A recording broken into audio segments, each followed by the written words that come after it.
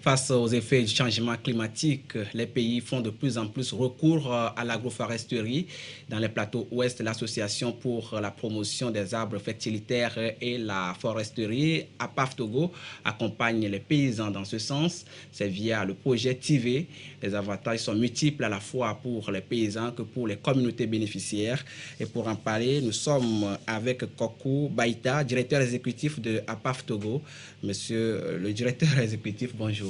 Bonjour monsieur, Voilà. monsieur le journaliste. Nous avons 30 ans déjà que votre association traite de l'agroforesterie et des arbres fertilitaires. Que retenir de ce parcours? Merci beaucoup monsieur le journaliste. APAF Togo étant une association pour la promotion des arbres fertilitaires, pour la promotion de l'agroforesterie, comme vous venez de le définir, elle permet d'aider les paysans à compléter leurs parcelles des arbres fertilitaires, cultiver les mêmes parcelles année après année. Cette organisation est née à Palimé. Aujourd'hui, nous avons la chance, à partir du Togo, elle est devenue un réseau. Et nous avons un APAF en Côte d'Ivoire, une APAF au Burkina Faso, au Bénin, au Sénégal, Cameroun, Gabon. Aujourd'hui, nous avons permis aux paysans d'avoir des champs agroforestiers issus des arbres fertilitaires forestiers fruitiers. Et ce qui permet aux paysans de gagner les mêmes parcelles année après année, de génération après génération, sans utiliser trop d'intrants coûteux. Voilà, et aujourd'hui, la COP27 prend en compte votre problématique. Comment est-ce que vous vous sentez soulagé? Comment vous vous sentez? Oui, merci.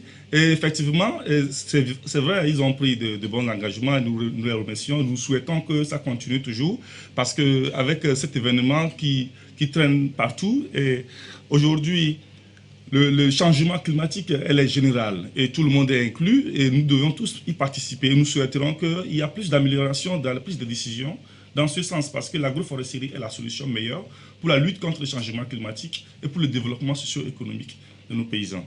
Dans un langage accessible à tous, c'est quoi une certification carbone? Une certification carbone est un processus qui permet de certifier la production de crédit carbone. Et quand nous parlons de crédit carbone, nous parlons d'une tonne. Un crédit carbone équivaut à une tonne de CO2 stocké.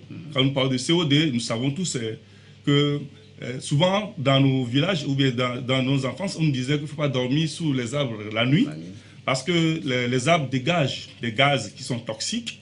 Ainsi, quand nous roulons avec nos motos, nos engins, nous dégageons des gaz toxiques. Donc le crédit carbone, c'est que le carbone, c'est tout ce qui sort, tout ce qui est gaz toxique issu des feux, issu de différents process. Donc du coup, aujourd'hui, dans ce concept de crédit carbone, c'est comment faire pour capitaliser, pour aspirer ou bien pour garder ces gaz nocifs. Donc nous pourrions comparer ces crédits carbone aux unités de crédit, par exemple. Parce que quand on parle de crédit et carbone, ça sous-entend un peu quelque chose que vous comprenez bien. Donc, vous voyez, donc, un crédit carbone équivaut à une tonne de CO2 stocké. Aujourd'hui, nos entreprises, pour bien fonctionner, ils ont besoin de ces crédits carbone. Donc, dans ce cadre, nous avons le marché volontaire et le marché réglementaire de crédit carbone. Donc, quand je parle de marché réglementaire, c'est qu'il y a des impositions aux structures, aux entreprises.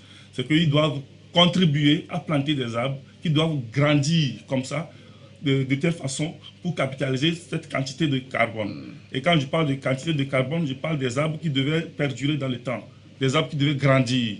Maintenant, quand je parle du marché volontaire, je parle du marché du carbone, il y a le marché réglementaire que je viens de dire, il y a le marché volontaire. Donc les marchés réglementaires sont des marchés d'imposition aux structures, aux entreprises qui doivent contribuer à capitaliser cette quantité de carbone. Maintenant, nous, à APAF Togo, avec nos bailleurs, nous faisons la promotion des marchés volontaires. Les marchés volontaires, ça veut dire que c'est de nous-mêmes. C'est pour nos objectifs climat que nous plantons des arbres, pour capitaliser. Puisqu'avant, nous plantons juste les arbres. Maintenant, nous voulons planter les arbres, promouvoir, conserver ces arbres dans le temps, pour que les arbres grandissent, afin de répondre aux politiques du chef de l'État et de répondre aux politiques nationales du développement. Et c'est justement dans ce cadre que vous accompagnez les paysans des plateaux ouest. Quels sont les critères à remplir par parcelle, justement, pour obtenir cette certification? Oui, les critères à remplir par parcelle ne sont pas compliqués.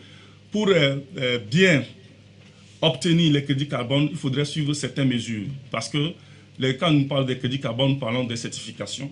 pour les crédits carbone. Parce que quand on parle de crédit carbone, il faut que ça soit certifié. Pour que ça soit bien certifié, il faut répondre à certains critères. D'abord, il faut que les bénéficiaires soient inclus dans la production.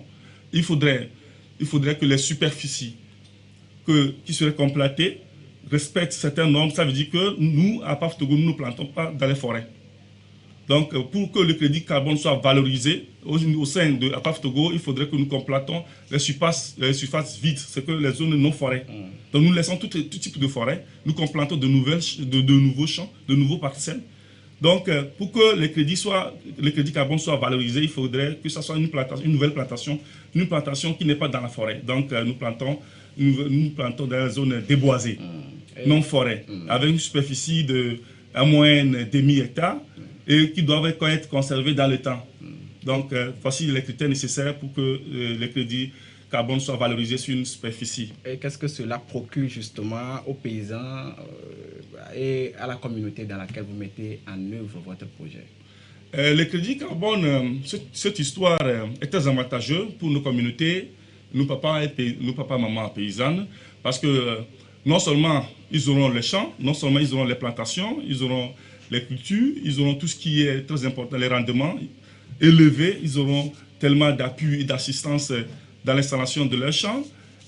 Ils auront aussi des retours aux paysans qui permettront aux communautés de développer, d'aménager, de construire les biens sociaux de développement à la base, ainsi que l'aménagement de certaines pistes, ainsi que la construction de certaines écoles, puisque ce sont des retours, ce sont des finances qui vont retourner aux communautés, qui vont permettre à contribuer pour le développement, qui vont permettre à contribuer pour construire les biens socio-économiques. Et ces contributions vont servir aux CVD, aux chefs traditionnels, aux maires, aux préfets, aux paysans, eux tous, de corriger quelque chose qui ne va bien dans leur communauté en ce qui concerne les biens du développement socio-économique de leur milieu. Voilà, et où en êtes-vous avec le processus au niveau de ces paysans que vous accompagnez? Exactement, quand nous parlons de crédit carbone, il faut faire intervenir plusieurs acteurs parce que non seulement il faut bien installer les champs, il faudrait que les paysans y comprennent bien. Donc avec APAF Togo, nous travaillons depuis fort longtemps avec les femmes, les groupements de femmes, les groupements des hommes, les groupements des jeunes, tous les villages. Nous travaillons dans les communautés les plus reculées. Donc nous les approchons avec nos conseils techniques en agroforesterie et cela permet à ce que les paysans eux-mêmes y participent à toute activité que nous faisons. Et cela implique tous les paysans et paysannes dans les activités directes que nous faisons et ça fait que les paysans y comprennent bien. Donc du coup, il faudrait passer par les sensibilisations, il faudrait passer par les consultations et ainsi, tout récemment, nous venons d'organiser 3 types de consultations des parties prenantes dans le cadre de ce projet à Palimé et puis à Kougnou qui a rassemblé les préfectures de Wawa, Akebou, Koloto, Kwele, Agou et ceci pour bien leur expliquer les bien-être et les avantages du projet et aussi recueillir leur avis pour amélioration parce que vous savez, dans le cadre du carbone, il faudrait que ça soit vraiment inclusif. Et étant donné que nous, APAF Togo est sur le terrain depuis 30 ans, nous sommes comme nos familles, nous sommes vraiment très inclusives dans le fonctionnement de Voilà, merci Kokou Baïta, vous êtes directeur exécutif d'APAF Togo, merci pour tous ces détails. Merci beaucoup mes chers participants.